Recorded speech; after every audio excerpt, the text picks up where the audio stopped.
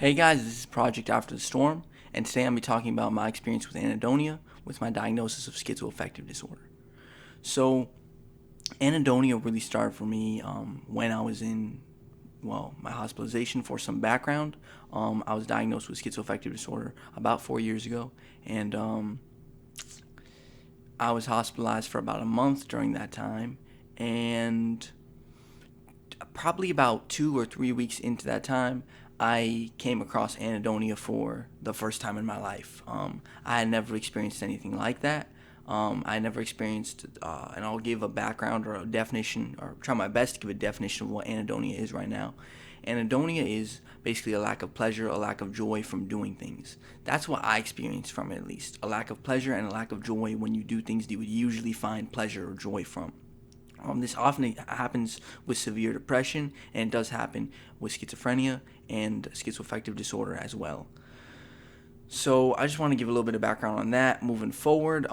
For me, the anhedonia, like I said, it set on probably about 2 or 3 weeks being in the hospital, and it was pretty severe. It started as just getting really detached from the people around me, like getting really detached and not taking pleasure in the conversations I was having before. So I'd have conversations in the hospital when I first got there, the first couple of weeks, and things were a lot more full of life and a lot more, I don't know, just they were just like, it felt good to be talking to people. But then about 3 weeks in, I want to say, it started to feel less and less positive or good talking to people. I started to take less joy from it, and it was pretty like depressing, honestly, because I would be talking to somebody and it's like I'd be responding, but I wasn't really taking any pleasure or joy from the conversation. I wasn't really like enjoying the conversation. It didn't matter what we were talking about. It didn't matter if the person was trying to encourage me, motivate me. It didn't matter if they were, complimenting me, whatever. It really did not matter. I just did not feel any kind of joy from it. I didn't feel any kind of joy from it. It was really sad. The only thing that I felt a little bit of joy from, and just glad about, I felt glad for it, was when my mom came pick me up from the hospital. That was probably a little moment of, I was glad, and I didn't feel the big emotion that I would have felt if I wasn't going through what I was going through on the medications I was taking, and going through the shift in what my diagnosis was, or anything with that could have been going on with that. But I probably would have been, I'm sure I would have been a lot more excited to see my mom, and I was excited to see my mom, but it was just, the emotion was dampened. I could feel it dampened for sure, even with my mom, and that was sad to me as well. So at this time when I got out of the hospital, I was taking a lot of meds. One of the meds after I got out of the hospital that I was taking a lot, one of the meds that I was taking a lot was Zyprexa, or olanzapine. This medication blocks dopamine, from my understanding. It blocks dopamine. And what it would do, in theory, blocking dopamine is allow you to not, or make it so you didn't feel pleasure from things. Like, it would cause anhedonia, basically, for a lot of people. And I believe it did that for me. It caused anhedonia for me because I was diagnosed with schizoaffective disorder. And I don't take Zyprexa anymore. I don't take olanzapine anymore. But I don't feel the kind of anhedonia that I felt before at all. My anhedonia is improved significantly. I'd say like 90% it's improved. And that's a real blessing, because it makes everything better. And I'll get into kind of, right now, I'll get into the negatives of, or how it affected my life when the anhedonia was really, really heavy, really, really bad. I remember one of the first things I noticed after I got out of the hospital is I went, there was a gym, like a small outdoor gym at the farm that I was volunteering on. And I went to the punching bag they had there. At the time, they had a punching bag there.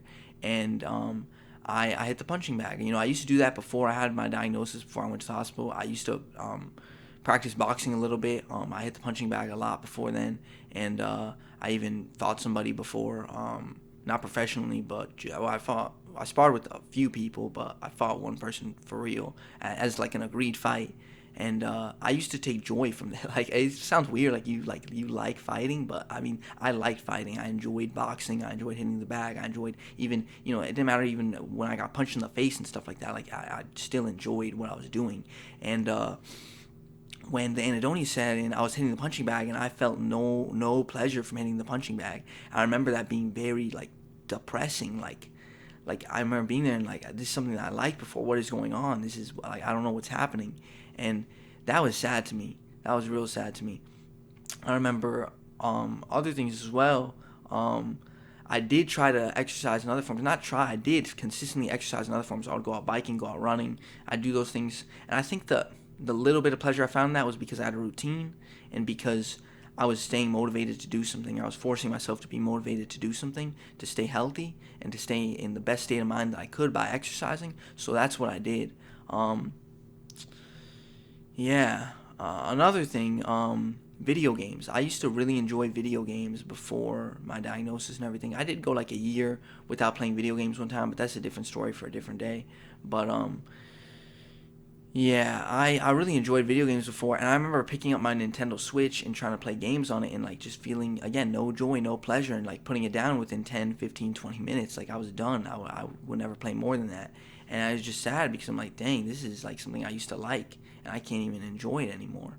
And yeah, that's where it was, guys. That's where it was. And then trying to talk to people, like I said before, it was even with my family. It was, the connection was not as strong as it used to be. It was just, they tried, I even tried, and I just couldn't feel the same joy talking to people like I used to.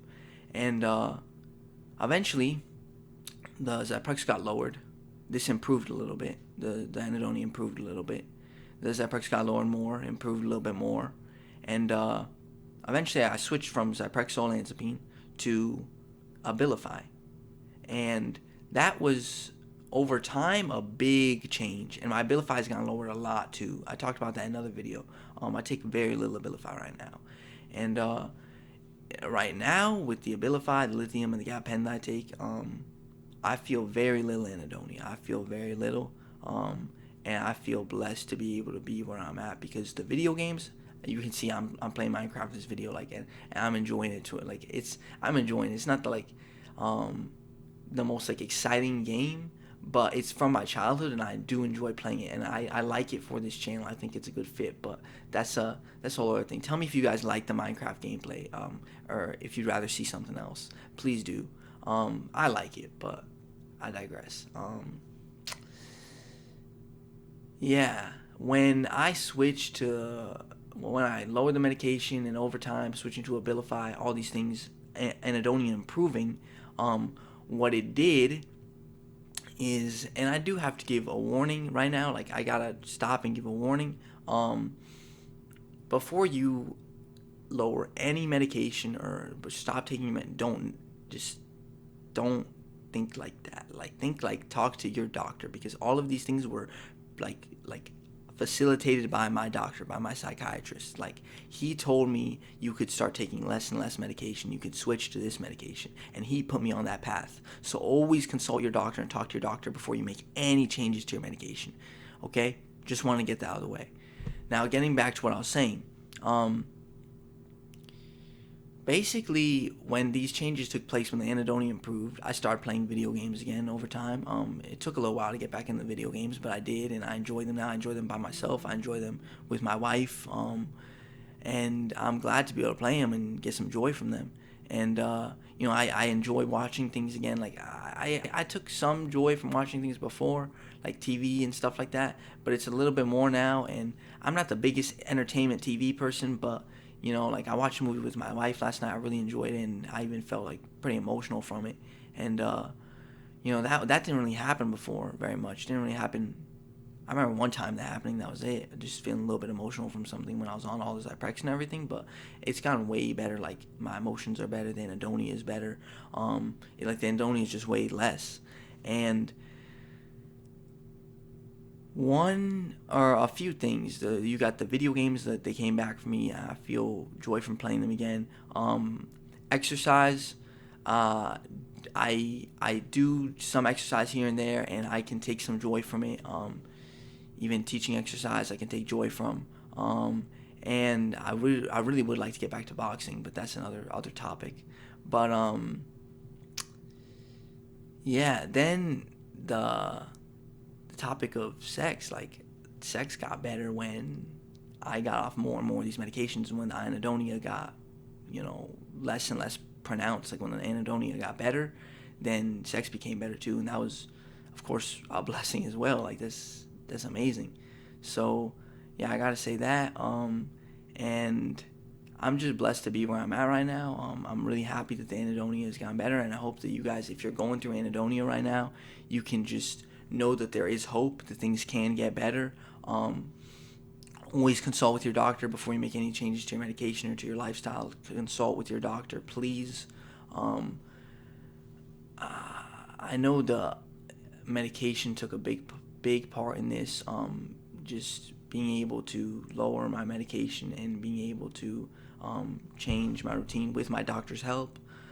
My wife played a big role in this to awaken my everything, my soul, my dopamine, my everything. So I'm really thankful for her. I'm thankful to God for allowing me to be able to get back to where I am. And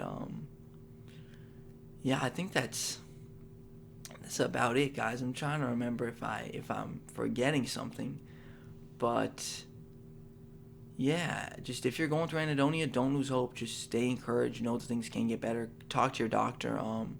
And try to figure things out. I know anhedonia comes in many different forms. Like I said before, it comes in depression, it comes in schizophrenia, it comes in schizoaffective disorder, it comes with medication, side effects, and yeah, I know how hard it can be. I know they can sometimes even feel like hopeless. I know that, but I want to tell you, it's not.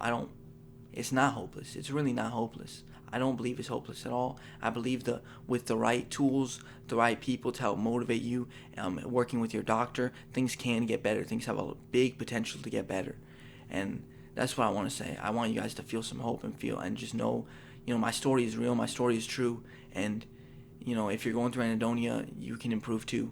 So I just want you guys to know that. Hope you guys take care. And please stay tuned for more videos. Like the video. Please subscribe. Stay tuned. I appreciate you guys. Bye.